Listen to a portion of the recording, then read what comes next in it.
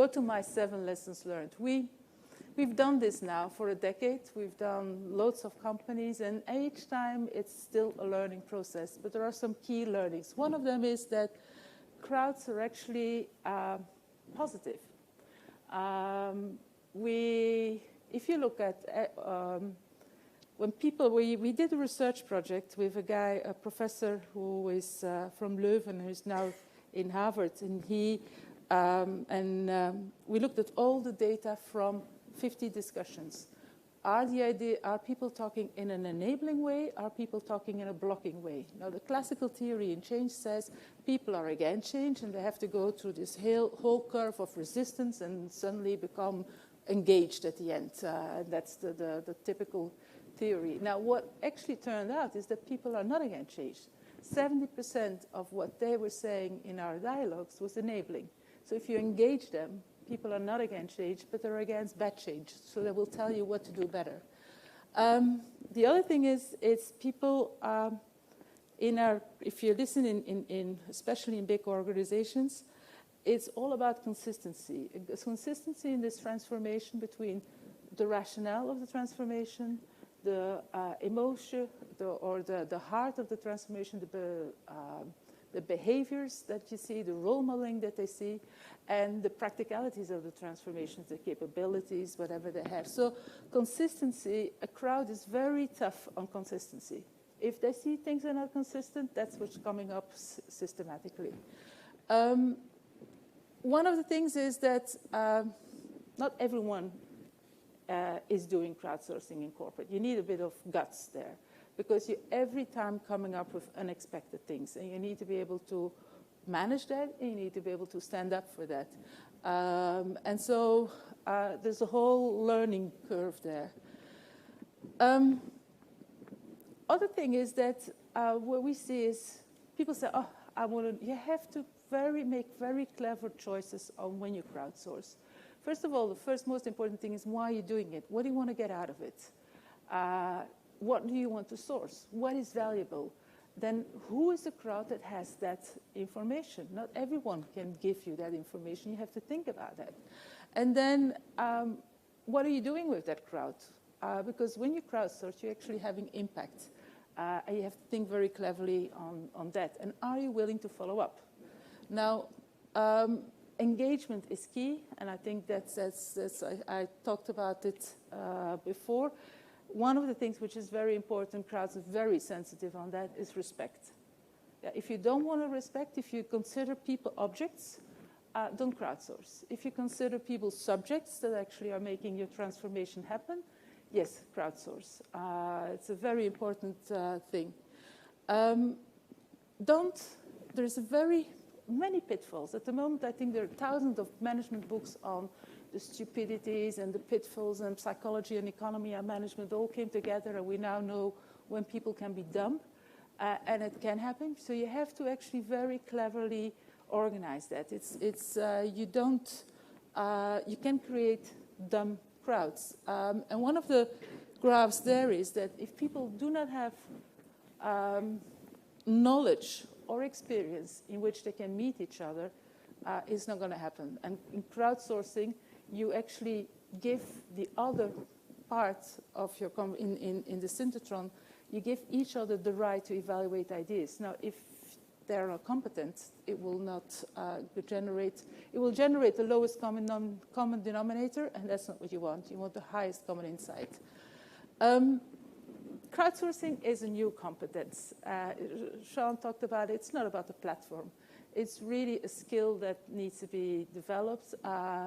You see, managers have very clear mind on questions, and they're closed questions. They want a yes and no answer.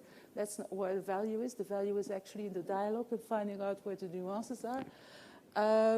And as I said before, to us, anonymity is a very important thing. And very last, crowdsourcing is not about decision-making. Crowdsourcing is an input.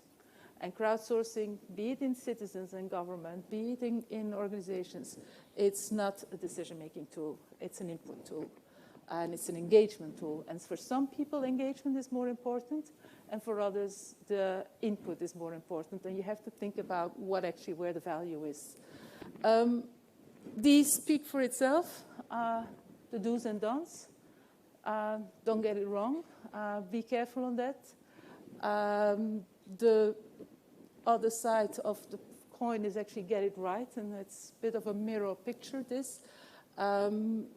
Very important in there is follow-up. If you crowdsource and you're not following up, next time the crowd is not going to turn up. If you crowdsource, respect. The follow-up could just be a thank you. And the follow-up could be a very sharing of all the data to the one extreme. But the follow-up should somewhere be a recognition, at least. This I'm going to skip it all, because this is just to say it's complex to get it right. And that's, I guess, just in time. Thank you for giving me. So that's my experience and my input to you guys on crowdsourcing in corporate. And in actually government is doing it the same way. The learnings are a bit different if you do it with citizens. That's. Thank you, Joanne. So you're not going after scale. When you talk on Synthetron about crowdsourcing, it is a contained group, not about a large group where you're hoping to weed out the anomalies. Actually, if you want, it depends on what the purpose is. You're going after scale if engagement is very important. But if you really want to know some things, often it's enough to have 100 people who are representative. And so it's a balancing act for managers, and even for politicians.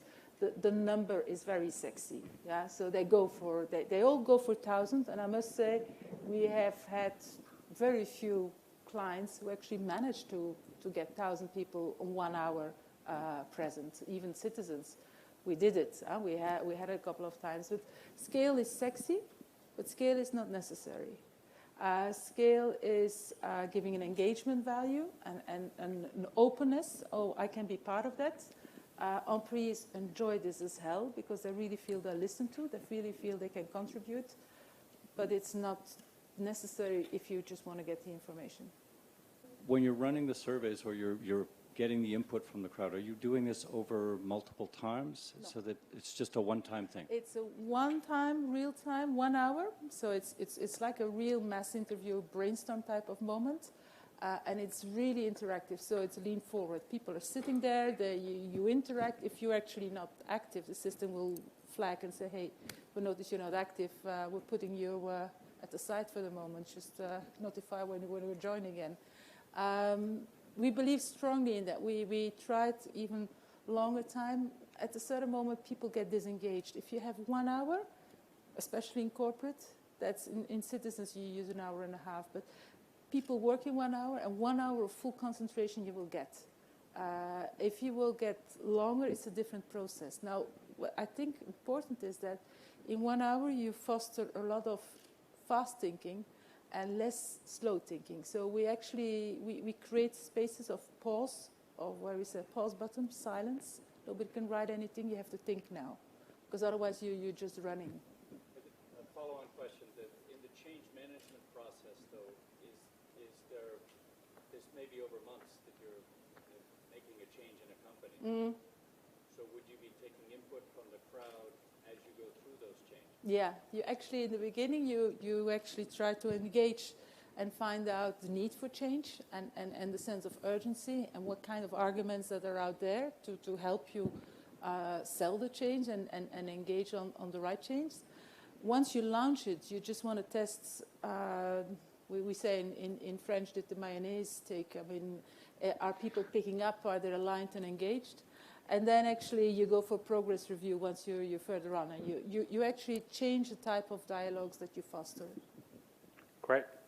Thank you, Joanne. Welcome.